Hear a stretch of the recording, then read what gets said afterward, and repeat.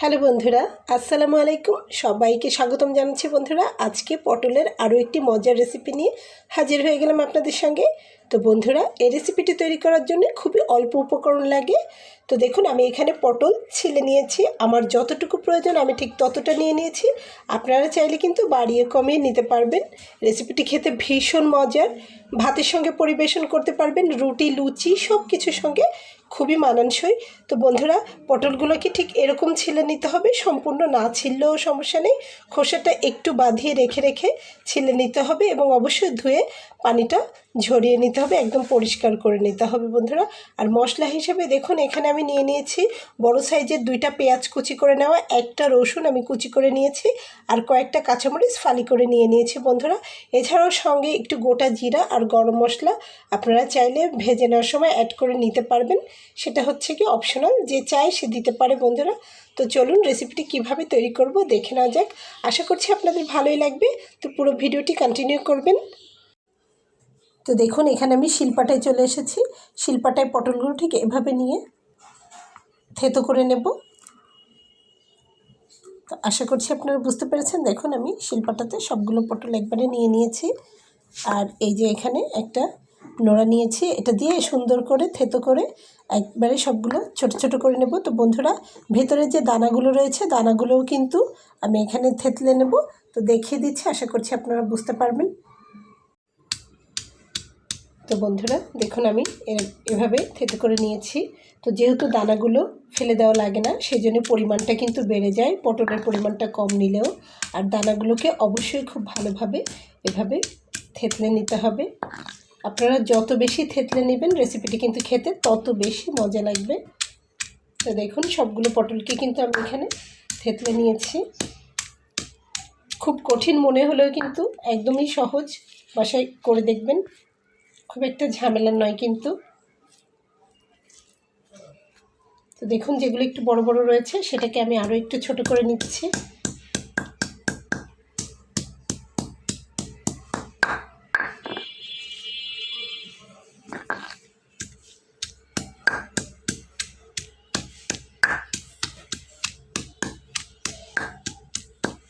তো বন্ধুরা, এখন আমি তুলে ফেলবো। তো দেখুন, এই যে সবগুলো আমি এভাবে করে নিয়েছি, একটি প্লেটে আমি উঠিয়ে নিয়েছি। এবার আমি সরাসরি কড়াইতে চলে যাব। চুলাতে আমি অলরেডি একটা কড়াই গরম করতে দিয়েছি বন্ধুরা। কড়াইটা যেহেতু গরম হয়ে গেছে, এখন আমি এখানে তেল দিয়ে নিচ্ছি। তো রেসিপিটি অবশ্যই সরিষার তেল দিয়ে করার চেষ্টা করবেন, তাহলে আরও টেস্টটা বেশি ভালো আসে। তো আমি এখানে দিয়ে নিচ্ছি গোটা জিরা 1/2 চা চামচ পরিমাণ, এবং আমি এখানে দিয়ে নিচ্ছি শুকনো মরিচ 1টা 2 টুকরো করে। আর আমি এখানে দিয়ে নেব সামান্য একটু মেথি।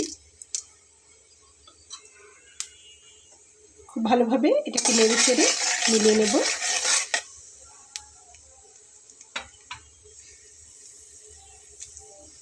তো এরপরে বন্ধুরা, আমি এখানে দিয়ে নেব রসুন কুচি করে নেওয়া।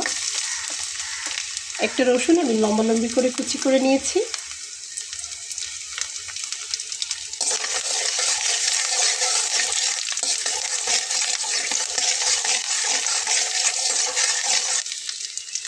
তো বন্ধুরা, যখন আপনারা এই মশলাটা ভেজে নেবেন, এত সুন্দর একটা সুগন্ধ বেরোবে, প্রথম দর্শনেই মনটা হারিয়ে যাবে।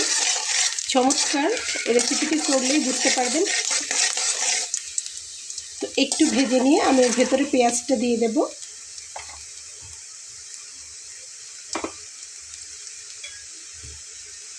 তো দেখুন, এই যে পেঁয়াজটা আমি দিয়ে নিচ্ছি।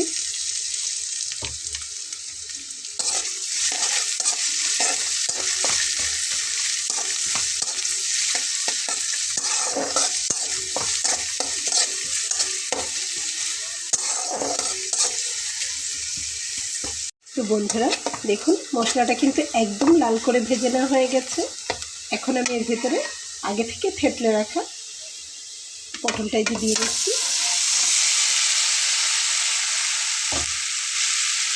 আপনারা যদি চান এখানে কিন্তু কুচো চিংড়ি মাছও ব্যবহার করতে পারেন। তো বন্ধুরা, এখন আমি এর ভেতরে দিয়ে নেব লবণ পরিমাণ মতো, দিয়ে নেব হলুদ পরিমাণ মতো,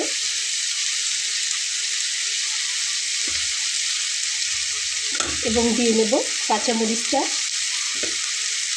কাঁচামরিচ এখানে আপনারা যে যেমন ঝাল খেতে পছন্দ করেন ঠিক সেরকম অনুযায়ী দিয়ে নেবেন। দিয়ে খুব ভালোভাবে নেড়ে চেড়ে মিলিয়ে নিতে হবে।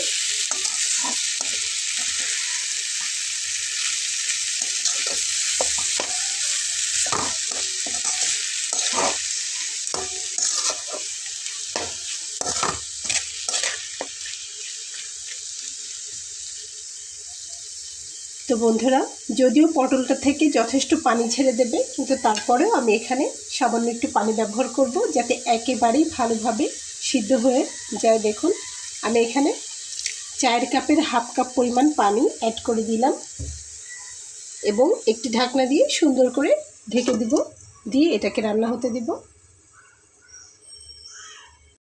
দেখুন বন্ধুরা, আমি এখানে চলে এসেছি 15 মিনিট পরে। বন্ধুরা, হলুদটা একটু পরিমাণে কম দিলে এখানে কিন্তু সবুজ রঙটা একটু বজায় থাকবে। খুব বেশি হলুদ দিলে কিন্তু এরকম সবুজ সবুজ দেখতে লাগবে না।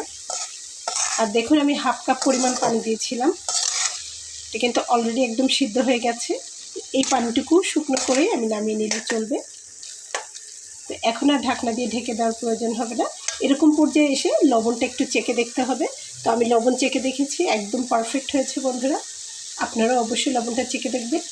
আর এভাবে চুলার আঁচটাকে মিডিয়াম ফ্লেমে করে দিয়ে একটু আস্তে আস্তে করে ভেজে নিতে হবে। পানিটা শুকিয়ে গেলে এখানে তেলটা চলে আসবে। দেখুন, এই যে এগুলো কিন্তু তেল, পানি নয়। দেখুন, একদম ভাজা ভাজা করে নিয়েছি, খুব সুন্দর একটা কালার এসছে। চলুন আমি এখন আপনাদেরকে সাজিয়ে পরিবেশন করে দেখাই। তো বন্ধুরা, দেখুন আমি এখানে সাজিয়ে নিয়েছি ভাত এবং রুটির সঙ্গে। তো লাঞ্চ অথবা ডিনারে কোনো কথা হবে না, জাস্ট ও মাই গড হবে বন্ধুরা। খেতে এত মজার, দেখুন কালারটা কত সুন্দর এসেছে। আমি এখানে একটু গোটা করে আলু ভেজে নিয়েছিলাম, সেটাও আমি পাশে দিয়ে সাজিয়ে নিয়েছি। তো আশা করছি বন্ধুরা রেসিপিটা আপনাদের ভালো লেগেছে। রেসিপিটি যদি ভালো লেগে থাকে তাহলে আমার এই ছোট্ট চ্যানেলটিকে সাবস্ক্রাইব করে সঙ্গে থেকে যাবেন। দেখা হবে পরবর্তীতে নতুন কোনো রেসিপি নিয়ে। সেই পর্যন্ত সবাই ভালো থাকবেন। আল্লাহ হাফেজ।